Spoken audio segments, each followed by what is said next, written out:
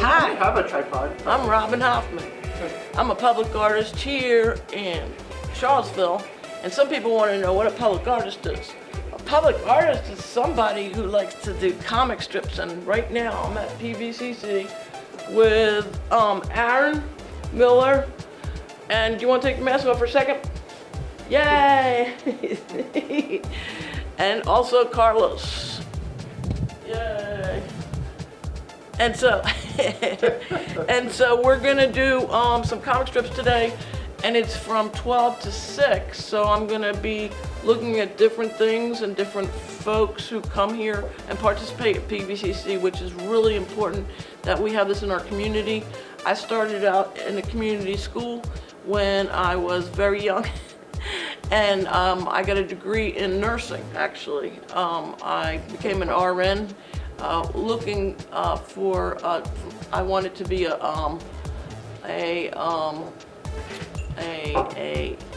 art therapist, and so I started out at a community school, Kingsborough Community College, and that was a 3-year program for nursing. And then when I graduated, I went and toward my BA. I went to Brooklyn College, and there it was free. At the time, they were paying the professors only, and the professors were professional New York artists. So I was very lucky. I had Philip Pearlstein as my Alex Katz. I had Chuck Close as my mentors, and then finally I went to NYU, where I was to get my art therapy degree program, and there I also met famous artists, famous New York artists, and took a tour to their lofts and things like that. So what I want to say is community college enables people to be free to not feel as though they're going to have to focus on one thing, but they can certainly be in introduction to a lot of different tools and be able to have some feeling of control over their lives. And certainly the mentors here are amazing. So I'm going to take some time to just look at some of that right today. Thank you. So this is our Comic Jam event, and it's a 6-hour event that we do a couple times a semester. And it's really just a time for people who are interested in comics and sequential art to come and collaborate on making something, which is, I think, often like one of the biggest hurdles to making comics is just getting to a point where you can start making them. Like there's a lot of times people get stuck in planning, or like how good they are, or like how good the story is. And the real secret is to just start making them. So like I try to run these as an opportunity to meet other people who are interested and just make comics. So the format is, usually we have a whole bunch of these pages sort of like circulating the room. And someone will start a panel, we'll just draw it, we'll just come up with the very beginning idea of a comic. They'll finish an entire panel, and then they'll pass it on to the next person who will come up with the next panel of the story. And you can kind of see that we have very different styles in each of these panels, but it's everybody just kind of trying to come up with what the next frame or the next moment in that story is. And sometimes they can pivot pretty dramatically if somebody has like a wild, crazy idea, or they found like a funny little detail that they want to focus in on. So it's very open-ended in that way. And you can see we have a whole bunch of these, right? So like these are actually mostly pages that are unfinished stories from previous comic jams, which I laid out so people can grab them today if they want to continue working on them. We also have some blank templates if people want to start a new story. And I have some little character sheets that people can fill out if they want to start by kind of like coming up with some basic characters before jumping into a story. And other than that, it's pretty flexible. So people can work on their own comics if they want to and just hang out and have a conversation. People can pick up a previous story and continue it. People can start their own thing. And we just hang out and collaborate for 6 hours. people kind of come and go throughout the 6 hours.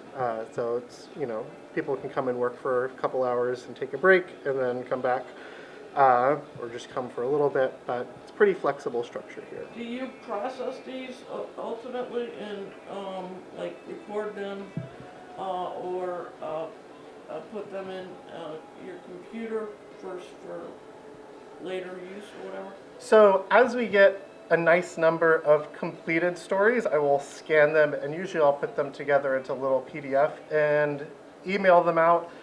Like once we have, maybe like 20 pages or so worth of comics completed. And we're probably actually getting pretty close to that point now, where I could scan a bunch of these and start to put them together into a PDF. But we have probably 3 or 4 like PDFs floating around out there with maybe 60 pages of comics from previous events.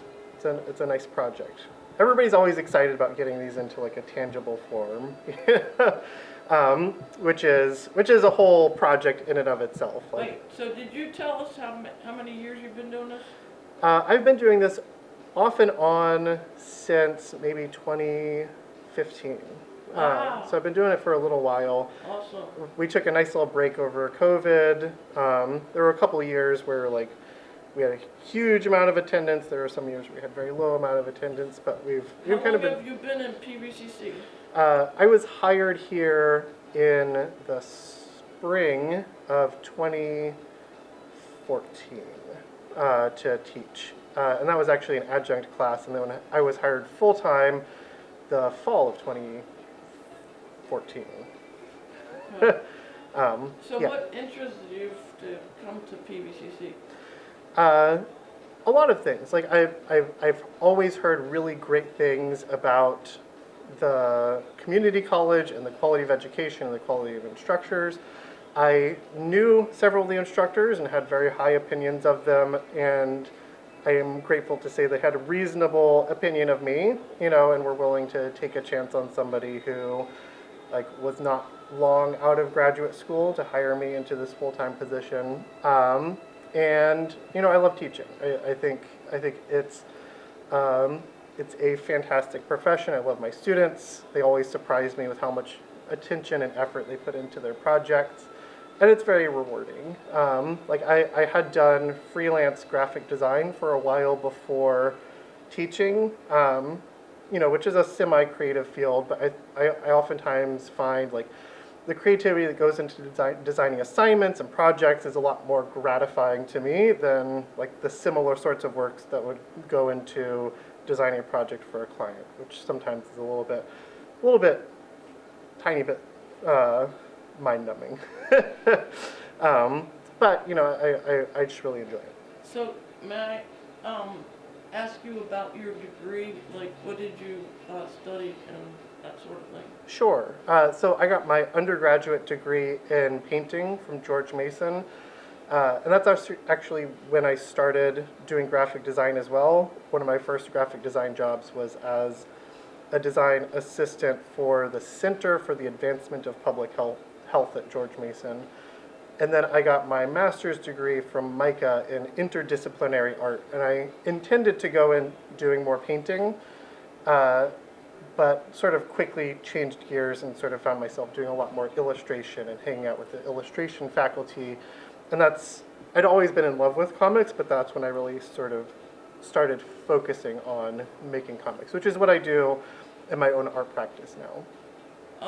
Can I say it's very interesting for me that you have the sciences in your background as well, in the sense that and then you've come to this comic strip thing. It's, people don't realize, first of all, I talk to a lot of people. I said, why don't you take courses, at PVCC, the art thing or whatever. And they may be doing computer engineering, or they may be doing, at the health field or whatever. But they don't realize how it expands your tools, your possibilities to be able to implement something. And it's technical, and it takes a lot of brain power to be able to do something, but at the same time, it's yours. Yeah. It's like, yeah. Yeah, I had the opportunity over the pandemic. I started a podcast, which is sort of like petered out a little bit. I think a lot of people's podcasts that they start tend to peter out after a year, and ours went on that same trajectory. But I was lucky enough to be able to interview a bunch of medical illustrators. And it's really interesting because medical illustrators, it's like they have to have the science down in order to be able to communicate it efficiently, right? So it's like when you're going to a medical illustration degree program, there's only a couple in the country, you're expected to take like proper medical courses at the same time as you're taking all of these art courses and learning all of this art software. And a lot of the people working in the field were doing both things. You know, it's like they were at the same time running a prosthetics clinic at the same time as they were making use of these medical illustration techniques to create, you know, realistic prosthetics and things like that. We know like Leonardo da Vinci opened up, you know, cadavers. Yeah. You know, to be able to do his study of the human body. Yeah, so I think there's a lot more overlap between science and art than people like to admit. There is another podcast I like to listen to called The Infinite Monkey Cage, which is a bunch of like British people being very British and talking about science, but they bring comedians onto the podcast. And there's a prominent British science educator named Brian Cox who always likes to call art the people who do the filling in, right? Like they have a coloring book and they do the filling in. But I think that's really unfair to, you know, like all of the people who put in so much time and effort to communicate these scientific ideas and thought processes. And like I think you particularly see that when it comes to education. You know, it's like when you learn medicine and you're flipping through a medical textbook, like that's all you're seeing is art.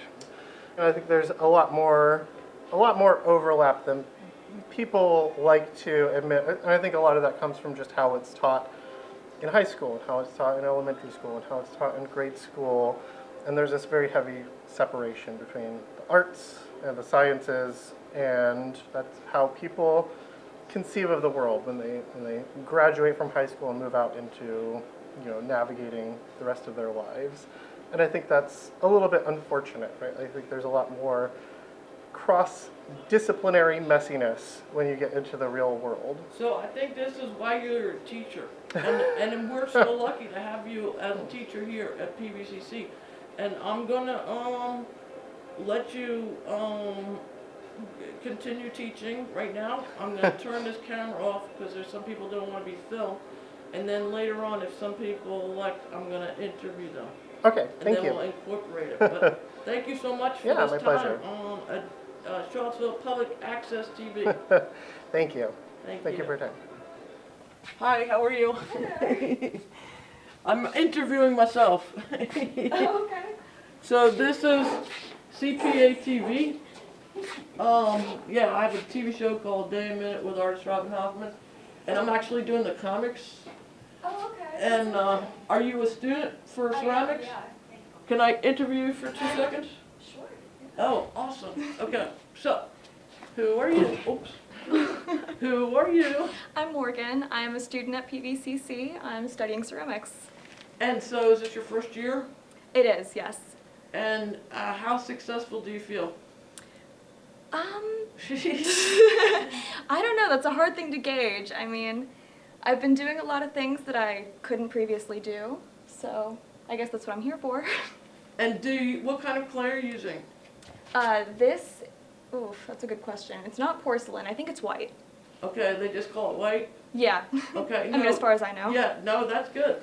Because there's different types. And once you do this for a couple of years, you're gonna start loving the texture and all that kind of stuff. Oh, I love the texture of this. You love it? Yeah, it's great. It's great for throwing too. Oh wow, okay. And is it how do you say light, or is it heavy, or does it feel like it forms right away, or? I think so. It forms more quickly than the brown clay I was using. Okay, there you go. I'm pretty new to throwing though, so Okay. I'm not sure if I can really gauge that. Okay, cool. And then also, you didn't have to, I forget what the term is, where you have to get the air pockets out. Oh, wedging it. I do have to wedge it, yeah. You do have to wedge it. Where's the wedging table? Right over there. Okay, can you show us? Yeah, absolutely. Do you want me to actually wedge some clay? Oh, right, yes. Why don't we just let you work? So my name is Robin Hoffman. I'm a day and minute with artist Robin Hoffman on CPA TV. And I'm trying to get a lot of students, including the comic people, to actually make a TV show for PVCC. Oh, wow. You know, like to have like an ongoing, you know, conversation kind of for the general public. Yeah, that's really cool. So I feel like the computers and things like that, you know, having, you know, tweeting and this and that is not really talking to each other. It's like, just like it disappears. And so I started this TV show in 2009. I actually raised money for the free clinic. And I don't make any money, but I just keep doing the TV shows. But anyway, so now I'm a student at PVCC. Oh, wow. What are you studying? I'm not sure because it didn't open up yet, but I want That's to all do, right. but I want to do graphics or something. So what That's did you cool. just do over here? So basically, you just press the clay into this little indent. It doesn't have to be indented, but it helps. And it pushes the air bubbles out, and you roll it over and just do that. And it's called wedging because it makes it into kind of a wedge, a triangle, when you're done. What and happens if you left an air pocket in there? if you fire it, there's a chance it could explode or crack and mess up your piece. And everybody else's. Yeah, if it explodes, definitely. So do you have any dry clay with that, or do you always? I do, I think. Is there some- Oh, I might have put it all in the kiln. I'm remembering my ceramic days. So. This is my shelf. Okay. Oh, I should not have left that open. Right, because then Oh, it'll here. dry up and you can't work with it. This is old. Okay. Kind of there falling you go. apart. I did Very it. nice. Wow, Thank you have so you. much control. Thanks. Well, so This is your first semester?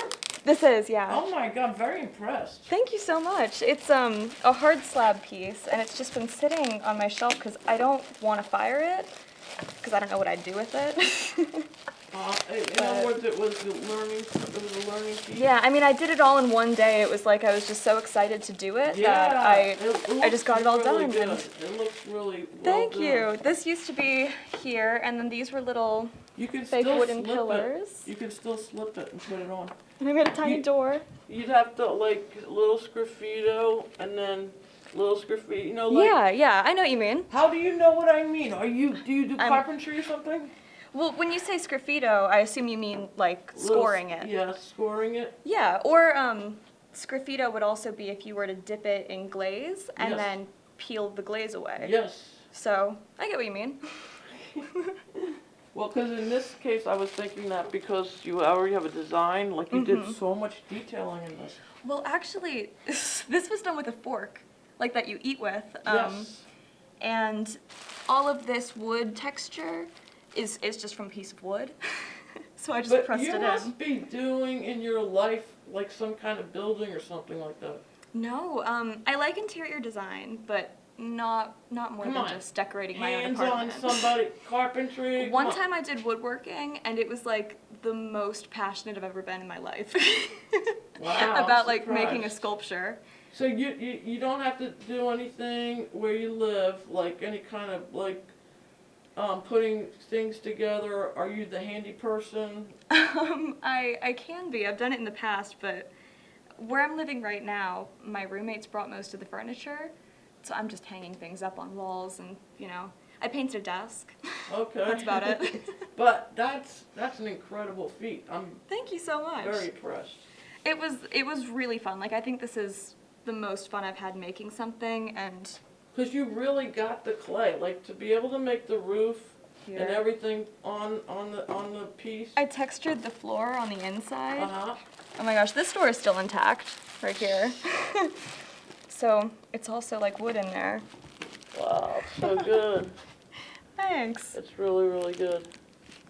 That's like an incredible feat for her piece. And so, did you Thank you. use coil to attach the different rectangular pieces together? No, I had just used slip because I Yeah, didn't. no, you Oops, gotta because I use didn't plan on. coils. I didn't plan on firing it. So I figured it So, didn't have to be sturdy. Yeah, like I built things this big. Yeah. And people were like surprised, like they come in the next day and in my class, they go, what the hell? What is this thing? It's taking over the whole thing. And the reason was because I had the patience. Like, but what I did was, because it was drying, so I understood that, right? Like as you're working, you understand the stability happens because it starts to dry. And then, but what I would do, if the piece was... Oh yeah, go ahead, touch it.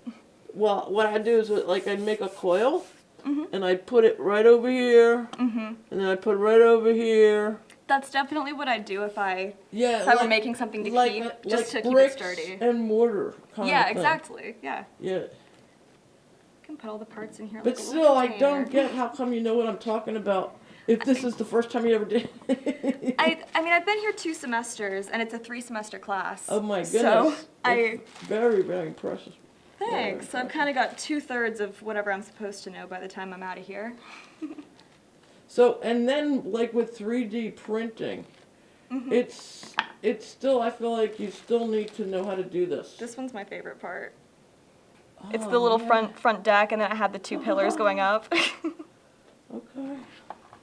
Yeah, I'm surprised you don't want to just like engobe it, you know, colorize it, and then see what happens when you put it in. I could. Honestly, I'm just trying to get my assignments in. I wish I had more time to just do stuff I want to do, but that one was an assignment, which is why I got to do it. And who did these pieces up here? These are like from yesteryear or something? Yeah, those are just pieces that... For you to look at? Yeah, that Tom has thought are good enough to inspire us. And then there's pictures over there of other things. So yeah, Susan Crane, did you learn about her yet? I don't think I have. So she came here, I think. Yeah? When I came to Charlottesville, so it was like 2011, she came. And she learned from this studio how to make these pieces that she told me personally, because I visited her studio in Earlsville. At the time, she was running the studio, but now she's not. She's just like a CEO. Oh, wow. But so she came up with this glaze, this wonderful, you know, everything she touched was like, and she just started doing this That's so later cool. in life at like 2000, I think it was like 2011, 12 or something like that. That's it. She never did anything like it before. And now she has, you know, a whole catalog. And That's amazing. But she said the first thing she did was, she told me, this were her exact words, she traveled 13 months of the year to different cities. Oh my God, that's my goal. I want to move to London so I can just go places, you know, and it's not $1,000 per place I want to go. Right. But, I mean, what she did was she showed her wares. And then finally she got the, how do you say, the bookings. Yeah. And now she has I think she has a crew that does it. So, but it took her very short time to get something like this, for instance. You know, like a pattern that, like, it was a signature pattern. I'm surprised I don't have her name up here, because she's a graduate from here. Huh. Yeah, and so she, you know, she sells it for a lot of money. That's really cool. I'm obsessed with this one. I always look at that whenever I'm not really sure what to do, because I feel like you can pick out shapes from inside of that one big shape and then make a whole new thing based on it. It's like more than one dimension, really. Yeah. I mean, I guess you could do that with anything, but it works out because I'll be throwing right here and I look up and it's right there. Are you science-based? Do you also enjoy the sciences? I enjoy them, but I'm not too good at them. How about math? I mean, the idea that this really excites you is probably because it's kind of like a puzzle or something. Yeah, I like puzzles a lot. I like chess, so I like the little there you go. But I'm not too good at math. So that's what happens when you take these art classes. You learn about yourself. Like, you know, I learned so much about, like, what makes me tick and all this kind of stuff. Because, you know, you really have to tell the truth. You can't lie to the clay. Yeah. You have to tell the truth, and then your truth becomes your piece. So it's kind of interesting. Yeah, that is a good point. I also think as a collective, you know, just like as a society, our pottery and art tends to reflect how our lives are. Because Can't think why of- would you, why would you engage in a color like that? Why would you engage in a texture like that? Yeah. Yeah, it kind of, I guess it's more art history.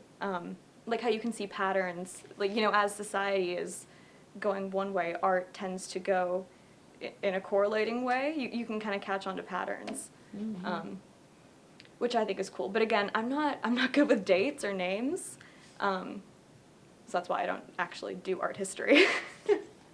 I just think about it. Well, you can't, I think personally, when I was a student, you can't absorb everything, but that's okay, because what happens in the end is that you actually come up with something collectively, like, and then, you know, as you decide, like, say, you like to do something, you start looking for names, you know, you start looking for other, you know, people that do or are interested in the same things and that sort of thing. Yeah, I mean, I never did ceramics until I came here. I just came to PVCC with no idea what I was going to be studying, and then I figured out ceramics is what I wanted to do. And now I want to do it at like a 4-year college, so weird stuff happens. Well, thank you for being on Charlottesville Public Access TV. Yeah, of course. Thank you for having me. Okay, thank you. We'll see you again. All right.